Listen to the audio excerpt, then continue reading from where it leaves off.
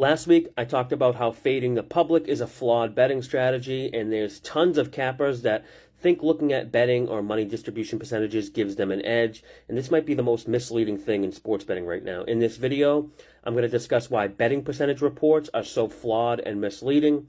In order to do this, I first want to explain what betting splits are and how they are interpreted in order to better explain why they're meaningless. So on the screen is just an example from NFL Week 1 game between San Fran and Pitt. The SPD number represents the percentage of bets, and that's on the spread, and then the SPD money symbol is the percentage of money. We can see the bet percentage is slightly tilted in favor of Pitt with 56% of bets. The money percentage is heavily in favor of Pitt, receiving 80% of the money. So how this would normally be interpreted is Pitt is getting 56% of bets. So how does that equal 80% of money? It must mean bigger size bets are being made on Pitt. And who bets bigger?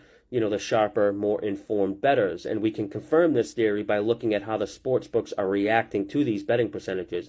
We can see Pitt went from +3 down to +1. Makes sense, right? 80% of money on Pitt, so the sports books adjust down from +3 to +1 to hopefully attract money on San Fran.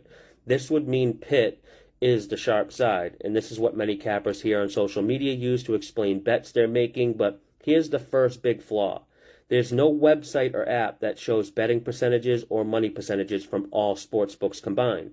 The betting percentages shown on the screen are just from a platform called Sports Insights. It costs $250 per month, and the betting splits shown represent bets and money at a single sports book. Nobody should ever care what other people are betting at a single sports book. Maybe if the betting splits represented many different sports books combined, it would give you a better idea, but even then it's still missing a very important piece of information, and it's the handle or the amount of money total being bet on a game.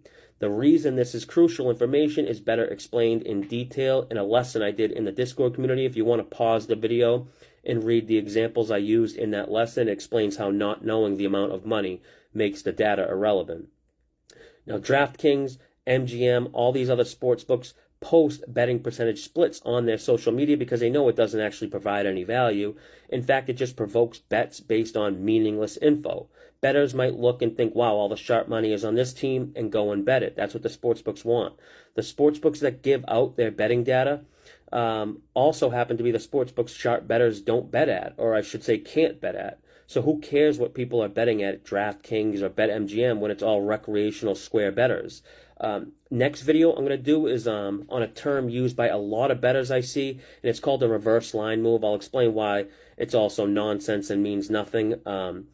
I've been involved in the sports betting industry 20 years now. I've worked every job imaginable, some for companies you've definitely heard of, including Sports Insights, which is a live odds service that supplies public betting splits. So many people who use these, they think it helps. The reason I got on social media is because I was sick of seeing so much misleading information and so many people pretending to be sports consulting. Sports betting is literally the only industry where someone with no experience or proven track record can just hop online and claim they're the best and win tons of money. Imagine a financial advisor doing that. He or she would probably be arrested. I know I'm just rambling now, but that's it for this one. Until next time, good luck with your bet.